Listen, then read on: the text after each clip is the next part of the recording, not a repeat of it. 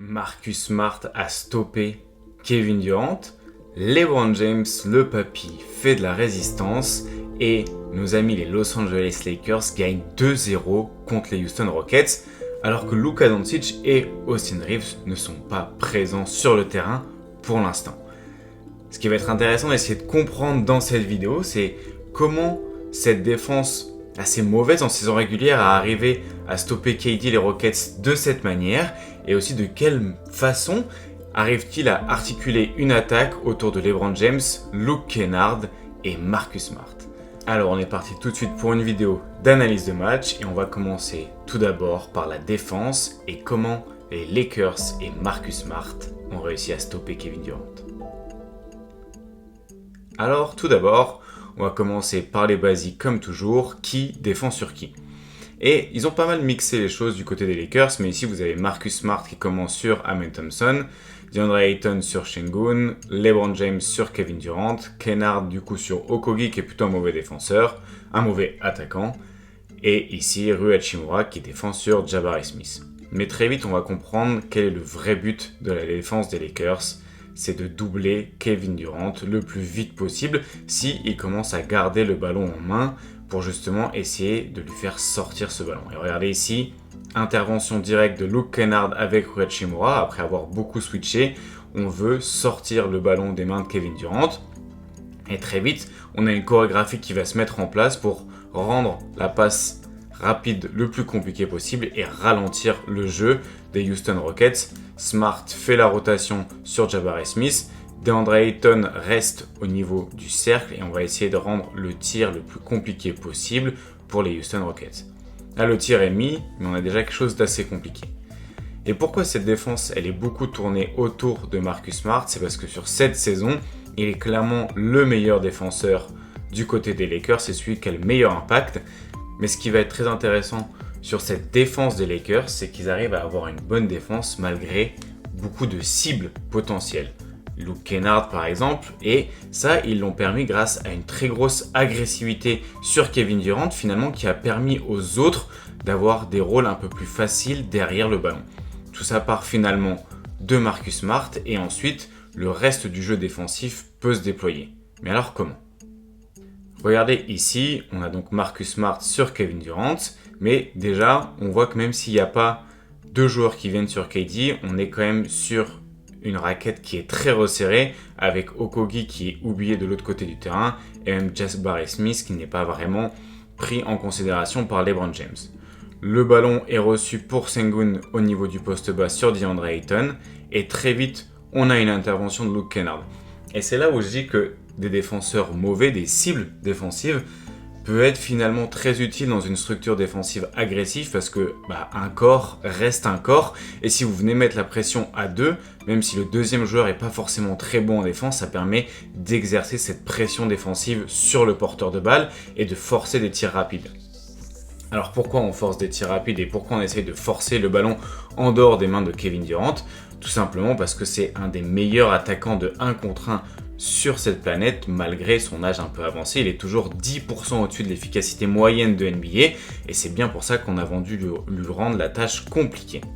Et alors pour parler de cette défense des Lakers, j'aime beaucoup le terme chorégraphie. Regardez ici, on a un pick and roll qui permet de libérer Kevin Durant de Marcus Smart le temps d'un instant, mais très vite, Marcus Smart monte avec Jackson Hayes sur le porteur de balle qui est Kevin Durant et du coup, ce premier mouvement fait rentrer une chorégraphie de 3 joueurs derrière le ballon pour protéger les 4 joueurs des Houston Rockets. On a donc LeBron James qui va intervenir sur le ballon et on décide donc de laisser un des shooters à 3 points seul. On a donc toujours une protection du panier et toujours la protection du meilleur des 2 shooters à une passe du ballon. La passe est faite de ce côté-là, directement la rotation est exécutée. Vous voyez qu'ensuite on a des joueurs qui descendent pour protéger le rebond défensif. C'est vraiment une chorégraphie collective et complète. Nouvel exemple ici, l'Arabia sur le ballon, DeAndre Ayton qui vient surprendre KD. Hop, on arrive à trouver quand même Capella par-dessus la défense, mais regardez, Kennard est déjà présent. Marcus Smart s'intervient entre le ballon et le meilleur shooter adverse et Rui Hachimura reste proche du cercle. Il nous reste donc que Josh Okogie comme option dans le corner et ça, les Lakers peuvent vivre avec. La rotation continue. Vous voyez que ici encore une fois, Luke Kennard est un mauvais défenseur, mais le fait, rien que par sa présence, qu'il puisse être devant un attaquant assez moyen comme Jabari Smith suffit à arrêter l'attaque. On retrouve Rich Shepard, mais défendu par le meilleur défenseur des Lakers, passe ensuite à Kevin Durant et la chorégraphie recommence. Luke Kennard vient se présenter en plus de Zach LaRavia pour venir mettre la pression sur Kevin Durant. Jabari Smith reçoit le ballon, il reste 2 secondes sur l'horloge. On va forcer un tir compliqué, on est présent au rebond défensif et on repart.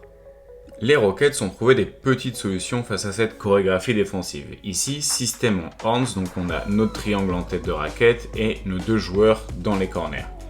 On a déjà le ballon qui n'est pas dans les mains de KD, ce qui est assez important pour lui libérer de l'espace. Il pose un premier écran, obtient le switch sur Luke Kennard. Ici, la défense est donc sous pression et on a Amen Thompson qui vient poser un écran, un flare screen pour Kevin Durant. On a donc une défense qui va anticiper que le ballon va être reçu par Kevin Durant de ce côté-là du terrain. Vous voyez, la gravité de Kevin Durant attire Marcus Smart et Luke Kennard. Smart indique la passe arrivant à Zach LaRavia, mais il est déjà trop tard et faute sur le tir. On retrouve notre action avec le triangle en tête de raquette, toujours avec Rich Shepard, Sengun et Kevin Durant. Et encore une fois, on retrouve ici notre flare screen pour libérer Kevin Durant finalement de la pression défensive. Ça va créer un petit espace et vous voyez que quand même la défense a très vite ses yeux rivés sur Kevin Durant. Il a une grosse gravité dès qu'il touche le ballon, mais aussi sans le ballon. Et le fait qu'il touche le ballon en mouvement lui permet d'avoir un peu plus de liberté. Sa gravité va vraiment aider les Rockets. Vous voyez, ici, il sort d'un premier mouvement, donc Marcus Smart le suit tout du long, et la défense est encore une fois peut-être trop concentrée sur Kevin Durant. On a un hand-off avec Sengun qui envoie le ballon à Amen Thompson, qui est en train de couper vers le cercle. Et là, tout de suite, il y a beaucoup plus de décalages qui sont créés parce que finalement, les Lakers ne défendent qu'à 4 et le 5e défenseur étant peut-être le plus doué comme on l'a dit et sur Kevin Durant, ce qui libère beaucoup plus de place dans la défense. La gravité du coup de Kevin Durant est utilisée un petit peu comme un leurre quand il n'a pas le ballon et ça peut plutôt bien fonctionner. Ici, ils arrivent à obtenir un switch. Kevin Durant est maintenant défendu par DeAndre Ayton. Réaction de Marcus Smart, c'est d'envoyer LeBron James sur le ballon. Vous voyez qu'il lui indique de y aller. Pourquoi ? Parce que lui défend sur Sengun et du coup, Sengun étant le deuxième créateur, il ne peut pas être laissé tout seul. La chorégraphie rentre donc en jeu, 2 joueurs sur Kevin Durant, le ballon est lâché sur l'aile à Jabari Smith. On retrouve Luke Kennard qui est notre cible défensive mais qui peut quand même rester devant Jabari Smith. Et DeAndre Ayton a déjà repris sa position sur Sengun, LeBron James est seul sur Kevin Durant et Marcus Smart est en aide au cercle. Aucun décalage créé ici, Jabari Smith n'est pas vraiment une menace, ça ne nécessite pas vraiment de switcher sur l'action. On arrive donc à une situation assez statique et il reste 3 secondes sur l'horloge des 24 et un tir à 3 points que les Lakers vont accepter. Là on a un petit détail mais que je trouve assez important, c'est Amen Thompson qui va couper au cercle au moment où Alperen Sengun va recevoir le ballon. Et vous voyez que il a un temps de retard ici, Luke Kennard, et LeBron James l'anticipe très bien et vient récupérer finalement le marquage d'Amen Thompson. On a donc un X-out avec Luke Kennard qui va donc dans le corner opposé, et ça c'est une très très bonne rotation défensive de LeBron James, qui ne le faisait plus trop en saison régulière du fait qu'il ait 41 ans et en même temps on le comprend, mais du coup ici ça casse totalement l'attaque et ça force du coup les Houston Rockets à faire un petit peu un autre mouvement, mais ça a coupé le cut au cercle et on se retrouve avec un 3 points plus ou moins contesté. Hop, nouvelle action ici en horns de nos amis de Houston. On retrouve du coup notre triangle en tête de raquette et nos 2 joueurs dans les corners. Et cette fois, back screen de Amen Thompson, mais c'est encore une fois pour utiliser la gravité de Kevin Durant. Regardez comment la défense va réagir. Les joueurs sont plus concentrés sur Kevin Durant et laissent la coupe au cercle pour Amen Thompson. Cette fois-ci, LeBron James est un peu en retard et il n'y aura pas passage en force, mais bien faute de la défense. Mais alors, comment aussi attaquer sans Luka et sans Austin Reeves ? Bah déjà, c'est pratique quand on a un joueur comme Marcus Smart qui était très en forme ce soir-là et qui peut attaquer des arrières plus petits ou même des ailiers par du fait d'être vraiment très costaud. Mais ce qu'on retrouve aussi, c'est ces situations en horns comme du côté d'Houston. Vous voyez ici, on a encore sous une autre forme notre triangle en tête de raquette et nos deux joueurs dans les corners. Donc on a des attaques qui sont parfois assez similaires et au début du match, on va le voir, les Lakers ont été beaucoup en réussite, surtout autour de Marcus Smart et Luke Kennard. Mais le but, c'est quand même d'arriver à mettre le plus de mouvements possible et de laisser des espaces à Marcus Smart, Luke Kennard ou LeBron James. Luke Kennard est utilisé plutôt comme créateur. Vous voyez ici, le ballon est dans les mains d'DeAndre Ayton et il vient faire une feinte de poser un écran pour Marcus Smart pour revenir autour du ballon. Et il y a donc l'écran de DeAndre Ayton, ce qui force Sengun à monter. Et Luke Kennard est vraiment un des meilleurs shooters de NBA, donc le pull-up peut être une solution. Ici, ballon à Marcus Smart, vous voyez qu'on a Luke Kennard qui va venir encore une fois faire une feinte d'écran pour profiter finalement du flare screen de Jackson Hayes. Et encore une fois, situation de pull-up, un petit peu d'écart entre le défenseur et Luke Kennard, il pull-up. Alors oui, il faut de la réussite pour arriver à faire un upset quand il manque tes deux meilleurs joueurs sur le terrain. Et c'est vraiment ce qu'a réussi à faire JJ Redick en utilisant Kennard comme joueur de pull-up, mais aussi avec toute la malice de Marcus Smart qui arrive à récupérer ce ballon par exemple sur le lancer franc loupé. Nouvel exemple de pourquoi Marcus Smart peut être utile. On a donc un meneur de jeu, un porteur de balle qui est défendu par, je crois que ça doit être Aaron Holiday ou Justin Holiday, je sais juste que c'est pas Jrue Holiday, mais bon. C'est un petit joueur qui va avoir du mal à rester devant Marcus Smart du fait de sa puissance. On a la défense qui rentre totalement dans la raquette et qui vient à 2 pour aider sur Marcus Smart, qui arrive à faire le kick-out pour Rui Hachimura, 3 points. Bien qu'il soit connu pour sa défense, Marcus Smart est peut-être un des meilleurs passeurs de la ligue aussi. Regardez ici, écran de DeAndre Ayton à la réception du ballon. On a donc un pick and roll classique avec un défenseur de drop. On a donc un défenseur qui est en retard parce qu'il est passé par-dessus l'écran. Et ici, Marcus Smart arrive à trouver parfaitement la passe de alley-oop pour DeAndre Ayton. Ce qui est assez intéressant avec Luke Kennard, c'est sa gravité. Ici, on a une action avec deux écrans, une zoom action pour Luke Kennard qui remonte ici au niveau du ballon. Et avec la chute, regardez, toute la défense se concentre sur Luke Kennard qui était censé recevoir le ballon. Marcus Smart est laissé tout seul. 3 points. Et alors, quand on a un joueur avec un peu de gravité à 3 points comme Luke Kennard, qu'on a un poseur d'écran comme DeAndre Ayton et qu'on a un meneur de jeu comme Marcus Smart, ce qu'on fait, c'est des Spain pick and roll action. Regardez ici, vous avez le premier écran de DeAndre Ayton et Luke Kennard qui vient dans le dos d'Alperen Sengun. Alperen Sengun est donc coincé, ce qui va libérer l'accès au cercle pour DeAndre Ayton. La passe est magnifique, mais Ayton a des mains en carton et loupe le lay-up. Mais l'idée est là. L'idée, en effet, c'est d'attaquer Alperen Sengun sur le pick and roll.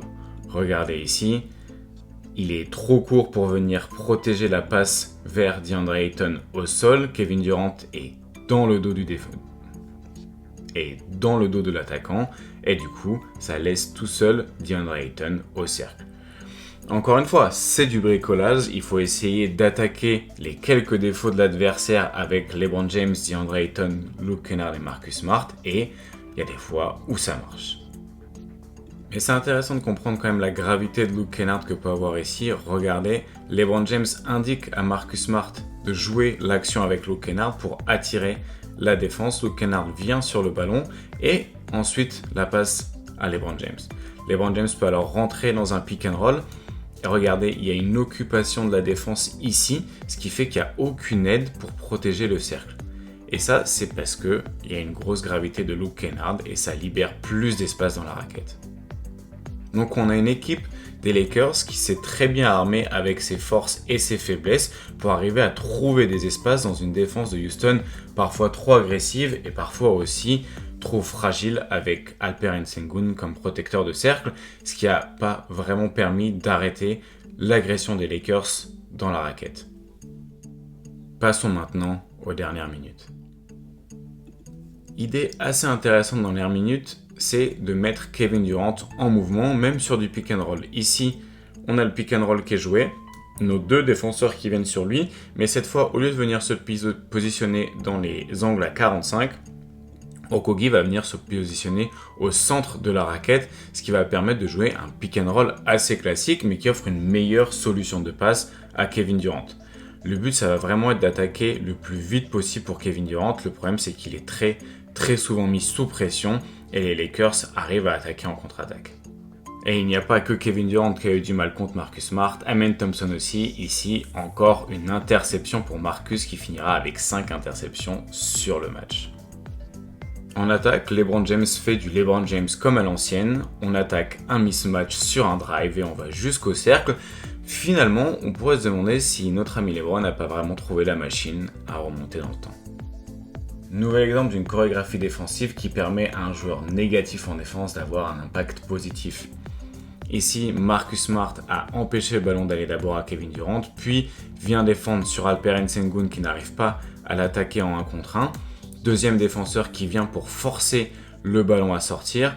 Vous voyez que là, maintenant, on a une défense qui est cassée dans sa structure. Le défenseur le plus mauvais, Luke Kennard, est proche du cercle et il va très bien reconnaître où va aller le ballon du fait de cette bonne chorégraphie défensive. Il anticipe bien, intercepte le ballon et c'est encore une perte de balle pour les Houston Rockets. Houston Rockets qui sont finalement meilleurs quand ils attaquent directement le cercle sans attendre qu'un deuxième défenseur vienne. Le jeu manque de dynamisme et dès qu'ils attaquent rapidement, ils s'en sortent un peu mieux. Côté de Houston, on essaie aussi de faire sortir le ballon des mains de LeBron James, mais il y a un shooter clutch dans le corner. Marcus Smart permet d'avoir 8 points d'avance à 2 minutes de la fin. Marcus Smart, le petit filou qui va aussi aller chercher Alperen Sengun pendant le bolus, obtenir 2 lancers francs. Marcus Smart encore ici sur Kevin Durant.